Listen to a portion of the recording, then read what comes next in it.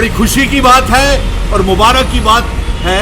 मैं बारामूला और लद्दाख के लोगों को दिल की गहराइयों से बहुत बहुत मुबारकबाद देता हूँ, क्योंकि उन्होंने एक रिकॉर्ड तोड़ने वाली 60% वोटिंग बारामूला में हुई है और 70% वोटिंग लद्दाख की सीट के ऊपर पार्लियामेंट में हुए है। और ये अब ये निशानदेही करता है कि जम्मू कश्मीर में भारतीय जनता पार्टी पार्लियामेंट के चुनावों में खाता नहीं खोल पाएगी, number 1। Number 2, Bharatiya Janata party Jammu Kashmir में पार्लियामेंट के चुनावों में क्लीन बोल्ड हो जाएगी। नंबर 3, अब एक सीट जो बची है अनंतनाग पुंछ राजौरी की, वहाँ भी मैं दौरा लगा करके रात को अभी ही आ रहा हूँ। और आप पत्रकार मित्रों को मैं बता दूं कि ये आपको मैं वहाँ पे एक सुनामी आई हुई है।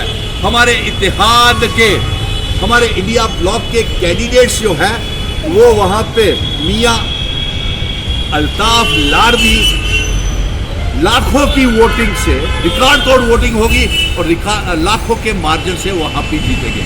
हम आज रात को ही मैं doctor Farooq Abdullah, Congress national conference के तमाम बड़े बड़े नेता, सुरनकोट, पुंछ, राजौरी, मेंढर, नौशहरा में जो जन सैलाब आया हुआ था, मुझे तो कहीं ना कहीं अपनी पार्टी नजर आई, ना कहीं भारतीय जनता पार्टी नजर आई और ना ही पीडीपी कहीं नजर आई।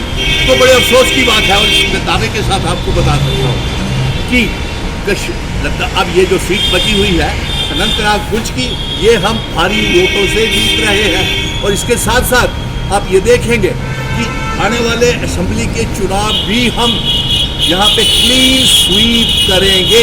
अब आप पत्रकार मित्र ये जानना चाहते हैं कि सज्जाद लोन और अल्ताफ बुखारी के पार्टी का क्या हाल रहेगा, तो मैंने पहले ही कह दिया कि भारतीय जनता पार्टी तो क्लीन बोल्ड जम्मू कश्मीर में हो गई है, 5 की 5 सीटों के ऊपर, लद्दाख की एक सीट के ऊपर भी हो गई है। अब ये बाकी के जिनको इन्होंने समर्थन किया था, जिसको बैट बॉल वाले या जो भी पार्टियां थी, वो अब रन आउट हो रही हैं पार्लियामेंट के चुनावों में।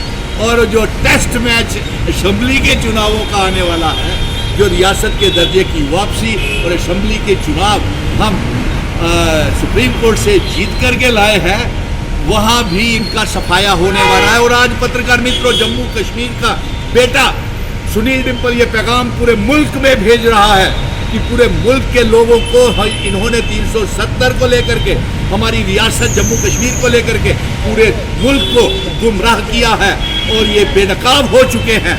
और साथ में एक बात और बता दूं, इनकी 200 सीटों से भी ज़्यादा सीटें पार्लियामेंट की सेंटर में नहीं आएगी और अगले प्रधानमंत्री जी मोदी जी बेहद मुश्किल से नहीं बन सकते। अब की बार 400 पार पे आ रही है भारतीय जनता पार्टी, क्या कहना चाहते हैं आप? 400 पार कहाँ, अब की बार मुझे नहीं लगता है। और मैं आपको साफ कह रहा हूँ कि ये भारतीय जनता पार्टी बेनकाब हो चुकी है और 6 हथियारों के ऊपर आ गई है। ये कभी मजहबी लड़ाई दंगे फसाद करती है, इनका कोई रोड मैप विजन डॉक्यूमेंट ही नहीं है। आज देखिए, आज मुझे इतनी खुशी हो रही है पत्रकार मित्रों से मिलकर के, आप सारे मेरे साथ चल रहे थे 5 अगस्त 2019 को बाद, और मैंने आपसे कहा था कि मैं रियासत का दर्जा 370-35 से जम्मू कश्मीर में जमहूरियत की बहाली की जंग लड़ूंगा। और आज तमाम पॉलिटिकल पार्टीज, चाहे प्रधानमंत्री भी है, चाहे होम मिनिस्टर भी है, वो भी कहते हैं, हम भारी मन से कहते हैं हम रियासत देंगे, हम चुनाव भी करा देंगे। अरे साहब, चुनाव और रियासत तो हम सुप्रीम कोर्ट से जीत के आए हैं, इसमें आपका कोई एहसान नहीं है। सर, अगर अलायंस चुनाव जीतती है तो सरकार किससे मिलकर बनाएगी? किसमें?